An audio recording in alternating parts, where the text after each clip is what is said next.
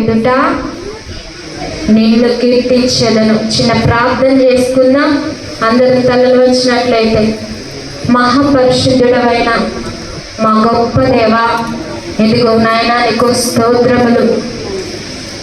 నాయన నీ మాటలు నాయన సియోనులో నుండి, అంటే నాలో నుండి నా ప్రభువా, ఇదిగో కేవలం నేను ఉట్టిదాన్నే. ఇదిగో నన్ను నా ప్రభువా, నాలో నుండి మీరు మాట్లాడండి అయ్యా. ఈ బిడ్డలతో తండ్రి నీకు స్తోత్రములు. అర్థమయ్యే రీతిగాను ఇదిగో ప్రభువా ధైర్యపరిచే విధముగాను మీరు మాట్లాడండి, సహాయము చేయమని, నీ సన్నిధి ప్రసన్నత మా మధ్యలో ఉంచమని యేసు నామములో ప్రార్థిస్తున్నాను తండ్రి, ఆమేన్. హల్లెలూయా, హల్లెలూయా. దావీదు భక్తుడు ఇలాగ దేవుణ్ణి స్తుతిస్తున్నాడు. ఎలాగా? నేను నా హృదయం, నా పూర్ణ హృదయముతో, నా హృదయముతో, కొంచెం హృదయం అంటున్నాడా, పూర్ణ హృదయం అంటున్నాడా? ఎలా అంటున్నాడండి దావీదు భక్తుడు? నా పూర్ణ హృదయముతో ఏం చేస్తున్నాడంట? ఆయనకి కృతజ్ఞతాస్తుతులు చెల్లించుచు ఉన్నాడంట. ఈ దినము దేవునికి మీరు చెల్లించారా కృతజ్ఞతలు? ఎంతమంది చెల్లించారండి? హల్లెలూయా. ఎందుకు అక్క, ఏం చెల్లించాలి అని అడుగుతారా? మీ హృదయంలో ఉంది కదా మాట. ఎందుకు చెల్లించాలి అసలు హృదయపూర్వకమైన స్తుతులు, స్తోత్రాలు? అయితే ఈ దినము మనకిచ్చిన విధానాన్ని బట్టి దేవునికి కృతజ్ఞతాస్తుతులు చెల్లించవలసిన వారమై ఉన్నాం మనం. ఎంతమంది ఉదయకాల సమయంలో ప్రార్థన చేశారు? హల్లెలూయా. హృదయపూర్వకంగా పూర్ణ హృదయముతో దావీదు ఆయనని కృతజ్ఞతాస్తుతులు చెల్లిస్తున్నాడంట. ఎలాగ చెల్లిస్తున్నాడంటే పూర్ణ హృదయముతో. ఎందుకు? నా హృదయముతో చెల్లిస్తున్నానని చెప్పచ్చు కదా దావీదు. ఎందుకు అలా చెప్పట్లేదు? ఆయన దేవుణ్ణి ఎంతగా ప్రేమిస్తున్నాడో ఈ మాటలో మనము తెలుసుకోవచ్చు. ఎప్పుడైనా ఎవరైనా ఇష్టమున్న వ్యక్తిని మనము మర్చిపోతామా అండి? హల్లెలూయా. మనము ఒక వ్యక్తిని ప్రేమిస్తున్నాము, ఆ ఒక వ్యక్తి మనతో మాట్లాడకపోతే, మనము చూడకుండా ఉంటే అసలు అని ప్రాణం ఊరుకుంటుందా? హల్లెలూయా. అలాంటి భక్తుడు దావీదు భక్తుడు. అందుకే అడుగుతూ ఉన్నాడు. అందుకే దేవుణ్ణి ఏమంటున్నాడంటే, నేను నా పూర్ణ హృదయముతో నేను నీకు కృతజ్ఞతాస్తుతులు చెల్లించుచు ఉన్నాను. అంతేకాదు దేవతల ఎదుట, ఎవరి ఎదుటంట? దేవతల ఎదుట ఆయనంట కీర్తిస్తున్నాడంట. సరే చదువుకుందామా? నేను నా పూర్ణ హృదయముతో నీకు కృతజ్ఞతాస్తుతులు చెల్లించుచున్నాను. దేవతల ఎదుట నీకు కీర్తించదను.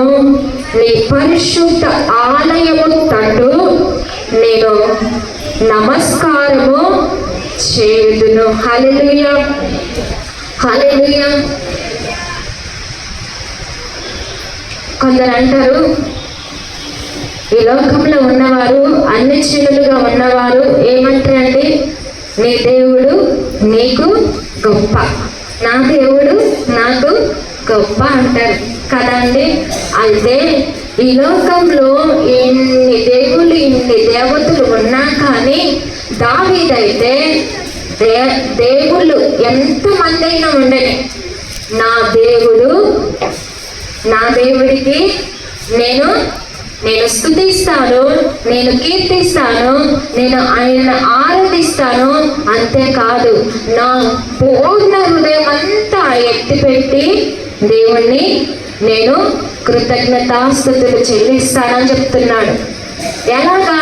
ఆయన పరిశుద్ధ నామము, ఆయన పరిశుద్ధత ఏం చేస్తున్నాడు? ఆయన పరిశుద్ధ ఆలయము తట్టు ఆయన చేతులెత్తి ఏం చేస్తున్నాడంట? నమస్కారము చేస్తున్నాడంట. హల్లెలూయా, హల్లెలూయా. చాలా మంది బస్సులలో పోతూ ఉన్నప్పుడు, చాలా మంది కార్లలో పోయేటప్పుడు చాలా మంది ఏం చేస్తారండి? టెంపుల్స్ కనిపిస్తాయి కదా, టెంపుల్స్ కనిపించినప్పుడు ఏం చేస్తారు? మొక్కుతా ఉంటారు. హల్లెలూయా. ఎలాగ మొక్కుతారు? ఎవరైనా దేవుళ్ళు కనిపించినప్పుడు ఏం చేస్తారు? పోయేటప్పుడు ఆగి మరన్నా దండం పెట్టుకొని లేకపోతే మొక్కి పోతారు కదా. దావీదైతే అలాగ అంటలేదు. ఆయన ఏ స్థలంలో ఉన్నా కానీ, ఎప్పుడైనా కానీ ఆయన పరిశుద్ధ ఆలయము తట్టు ఎప్పుడంట? ఇంకొక కీర్తనలో ఉంటది, ఏ రేయి మొదటి చామున ఎవ్వరు లేవక ముందే పెందల కాడ లేచి ఆయన ఏం చేస్తారట? పూర్ణ హృదయముతో ఆయన పరిశుద్ధ ఆలయము తట్టు తిరిగి ఆయన కంఠ స్వరము దేవునికి వినపడేలాగా ఆయన ప్రార్థనంతా సిద్ధము చేసుకొని, దేవుడు విని వస్తున్నాడు అనక మునిపే ఆయన సిద్ధం చేసుకొని దేవుడి కొరకు ఎదురు చూస్తున్నాడంట. హల్లెలూయా.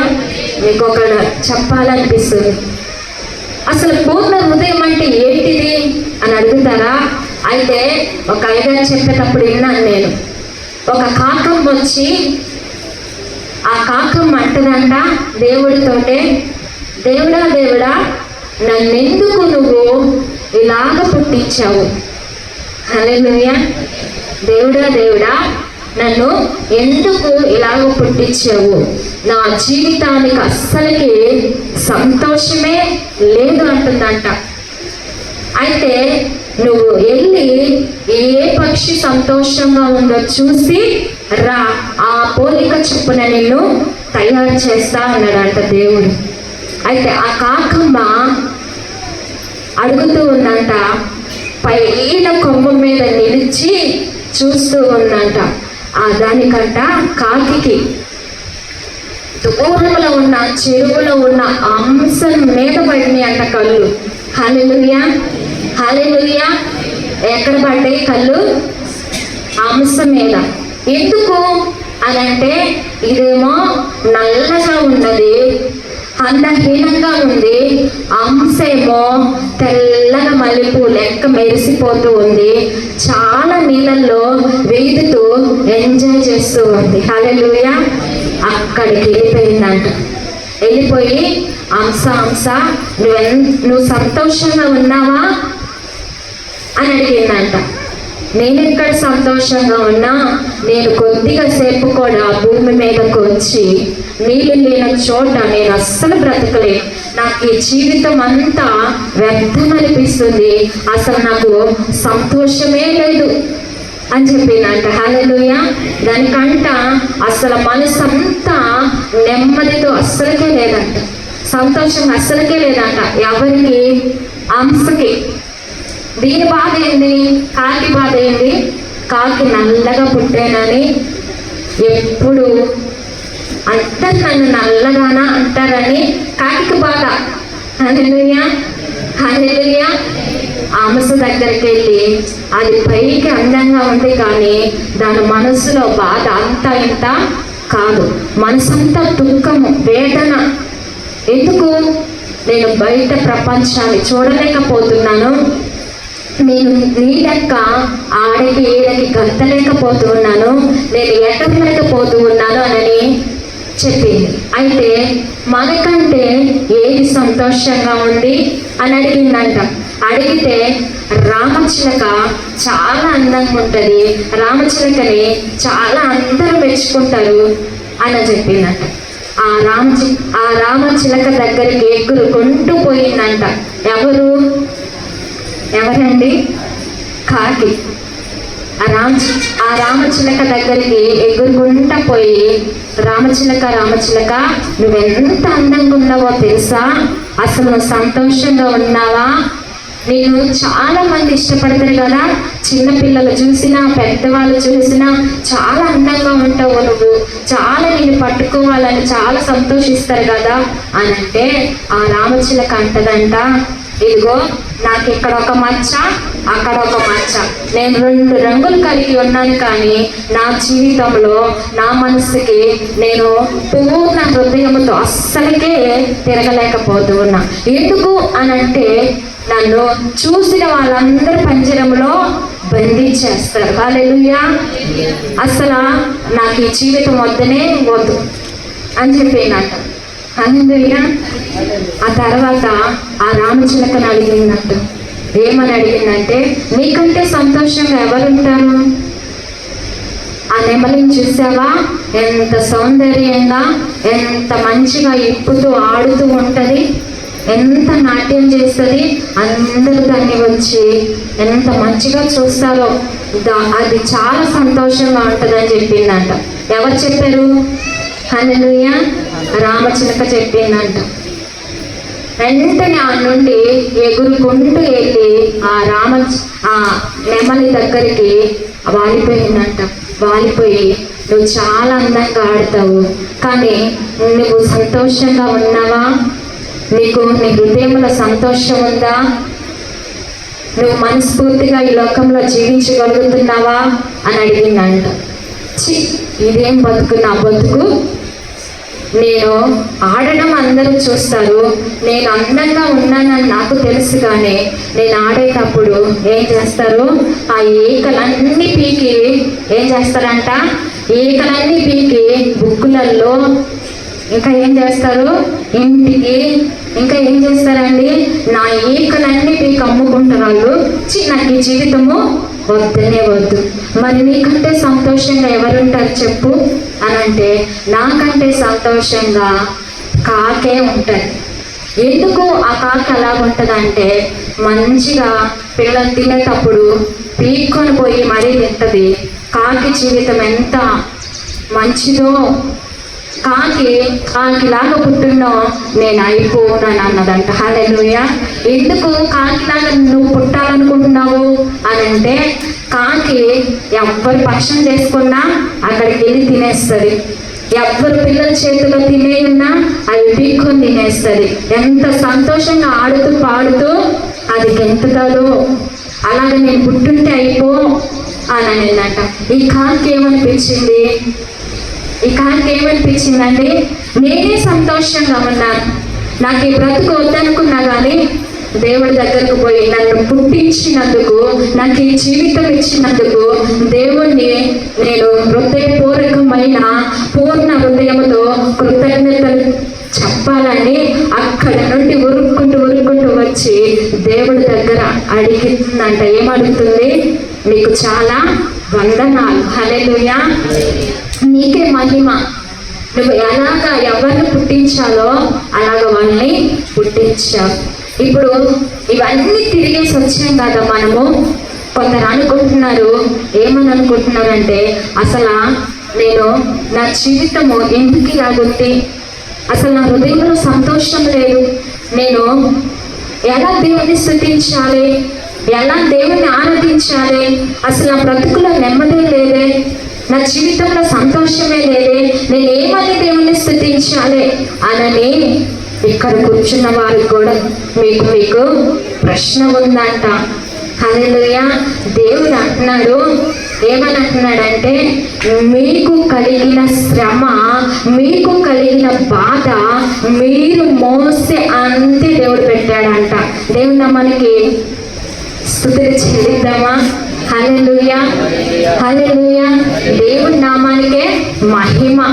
మీరు అనుకుంటున్నారు కావచ్చు, నా జీవితంలో నెమ్మది లేదే, పక్కవారి జీవితంలో చాలా సంతోషంగా ఉన్నారే, వాళ్ళు ఎప్పుడు సంతోషంగా ఉంటారే, వారి నోటి నిండా నవ్వు ఉంటుందే, నేను ఎప్పుడు ఇలాగే ఏడుస్తానే అని అనుకుంటున్నావా కాకి లెక్క? అయితే నీ జీవితము దేవుడు అందంగా మలిచి ఉన్నాడు. ఆమె చెప్తారా? హల్లెలూయా. అయితే మీ జీవితంలో మీరు దేవుని ఎలా అడగాలంటే, ఉన్నా లేకపోయినా దేవునికి కృతజ్ఞతాస్తుతులు చెల్లించే వారిగా, కృతజ్ఞతలుగా జీవించమని దేవుడు ఇక్కడ దావీదు భక్తుడు అలాగా దేవుని స్తుతిస్తున్నాడు. ఎలా స్తుతిస్తున్నాడండి? ఆయన పరిశుద్ధమైన ఆలయము తట్టు చేతులెత్తి దేవునికి నమస్కారము చేయించున్నాడు. హల్లెలూయా. మీ జీవితం మారాలంటే మీకు పూర్ణ హృదయముతో దేవుణ్ణి ఎలా స్తుతించాలంటే, మీరు ఉన్న జీవితంలోని సమృద్ధి కలిగి జీవించినప్పుడే పూర్ణ హృదయముతో దేవుణ్ణి స్తుతించగలుగుతారు. అప్పుడే మీ జీవితానికి సంతోషము, సమాధానము కలిగి ఉంటారు. హల్లెలూయా, హల్లెలూయా. ఎప్పుడైతే మొదటి జామున చాలా మంది పిల్లలు పోటీ పెట్టుకొని చదువుకుంటారు. మన ఇంట్లో కూడా మనం పోటీ పెట్టుకోవాలి. ఎలా పెట్టుకోవాలండి? నువ్వు లేస్తావా, నేను లేస్తాను. దేవుని మొదటిగా నేను స్తుతించాలి, దేవుని మొదటిగా నేను ఆరాధించాలి, దేవుని మొదటిగా నేను ఎతకాలి, దేవుని మొదటిగా నేను దొరికించుకోవాలి, దేవుడిని నేను కలుసుకోవాలి. ఆర్పాటం నీలో కలిగి ఉంటే అప్పుడు నీ జీవితము, నీ పరిస్థితి అంతా దేవుడు మారుస్తాడండి. హల్లెలూయా. అప్పుడే నీ జీవితంలో సంతోషం వస్తుంది.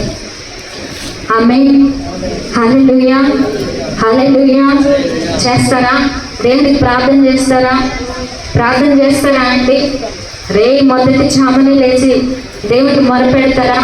ఎవరైతే నిజముగా మొరపెడతారో వాళ్ళకి దేవుడు సమీపముగా ఉండటమే కాదు, కానీ వారి బాధని వింటాడు, వారిని కలుసుకోవడానికి మీ దగ్గరికి వస్తారు. ఆమె చెప్తారా? హల్లెలూయా, హల్లెలూయా. చదువుకుందామా? నీ నామము కంటే, చదువుతారా? నీ నామం అంతటి కంటే నీవిచ్చిన వాక్యమును నీవు గొప్ప చేసి ఉన్నావు. నీ కృపా సత్యములను బట్టి నీ నామమునకు కృతజ్ఞతాస్తుతులు నేను చెల్లించెదను.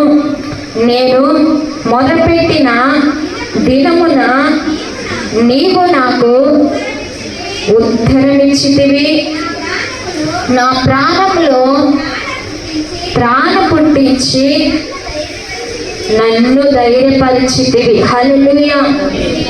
నీ నామం అంతటి కంటే, ఆయన నామం అంతటి కంటే ఆయన వాక్యమును నీవు వింటే ఆయన వాక్యం అంతా నీకు గొప్ప చేస్తుందంట.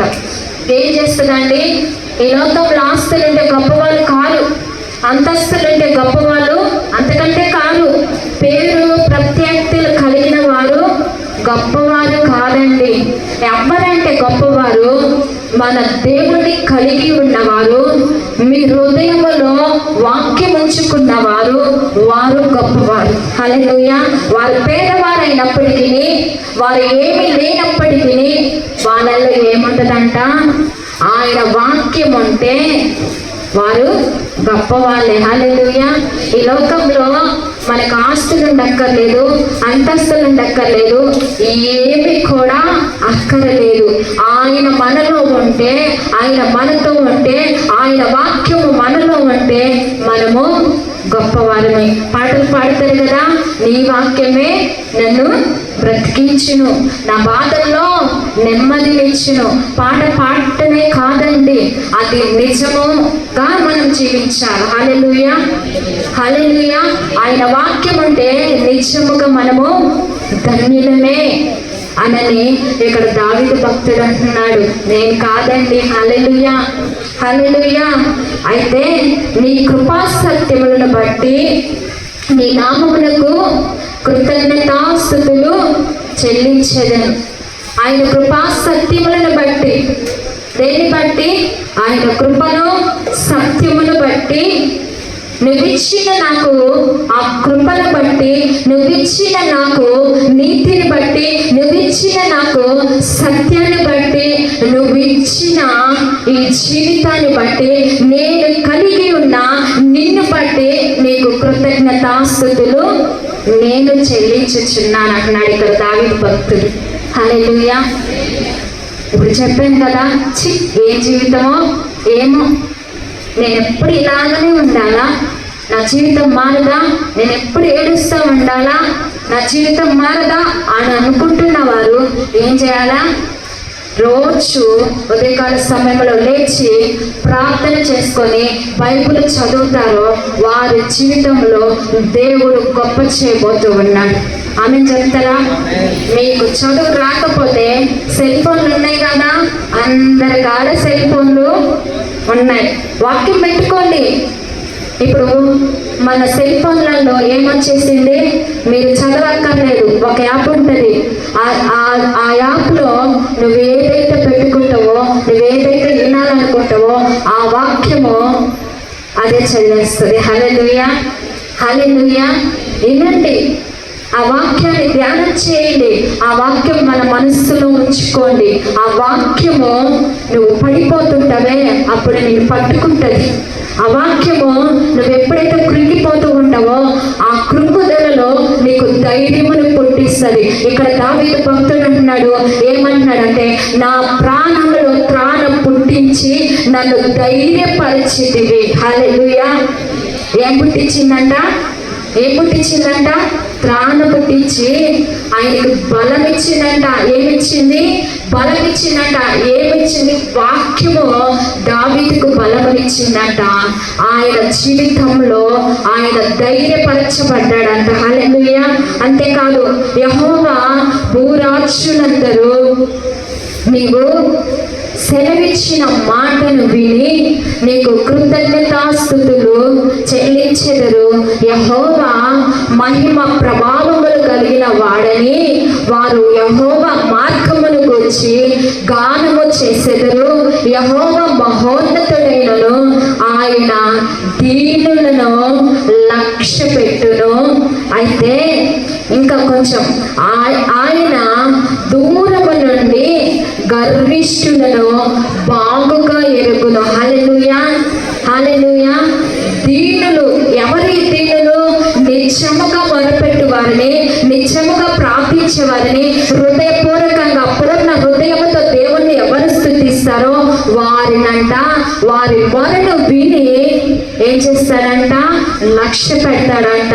దూరము నుండి నన్ను ఎవ్వరు చూడట్లేదు, నా ప్రార్థన నేను చేస్తే చేస్తా, చేయకపోతే చేయకపోతాను, ఇప్పుడు ఎవరు చూస్తారులే అని నీకు నువ్వు మోసం చేసుకొని నువ్వు ఎలా గర్వంగా ఉంటావో ఆ గర్విష్ఠులంట ఆయన దూరం నుండి చూసి ఆయనకు బాగుగా తెలుసుకొని ఉన్నాడంట. హల్లెలూయా, హల్లెలూయా. ఎవరైతే ఏ దినము నుండైనా మనము దేవుని ఎదుట సాగిలపడి నమస్కారం చేద్దాము. ఎందుకంటే ఆయన శక్తివంతుడు, ఆయన బలవంతుడు, ఆయన మండుచున్న అగ్ని. హల్లెలూయా. ఆ మండుచున్న అగ్ని జోలికి పోతే ఏమవుతుందండి? కాలి మసైతారు. హల్లెలూయా. నటించే భక్తి వద్దు, నిజమైన భక్తి చేద్దాం. హల్లెలూయా, హల్లెలూయా, హల్లెలూయా చెప్తారా? హల్లెలూయా. నిజమైన భక్తి చేస్తే దేవుడు మీ భక్తిని లక్ష్య పెట్టి మీకున్న కష్టాలను తొలగిస్తాడంట. హల్లెలూయా. మీకున్న బాధలు తీసివేస్తాడంట. మీకు కలిగి ఉన్న శ్రమలన్నిటినీ ఆయన దాటిస్తాడంట. అప్పులు బాధలో ఉన్నారేమో, ఇంకా అనారోగ్య పరిస్థితుల్లో ఉన్నారేమో, అలాంటి అప్పుడు దేవుడు మీ ప్రార్థన, మీ మొర మీరు పెట్టేనే దీనుల ఎదుట ఆయన కటాక్షము కలిగిన దేవుడు అంట. హల్లెలూయా. దీనుల దరిద్రులను పైకి లేవనెత్తే మన దేవుడు. ఆయన నిన్ను నన్ను చూచుచున్న దేవుడు. అబ్రహాం అంటాడు ఏమని? నువ్వు చూచుచున్న దేవుడు అంటాడు. ఆయన చూడలేదని మనం అనుకోకూడదు. మనల్ని ఎప్పుడు నిత్యము చూస్తూనే ఉండే దేవుడు. హల్లెలూయా. అయితే ఆయన మహోన్నతుడంట. యెహోవా మార్గమును గూర్చి గానం చేయాలంట. ఇంక వేరే ధ్యాస ఉండకూడదు. మనకి ధ్యాస ఏ ధ్యాస ఉండాలి?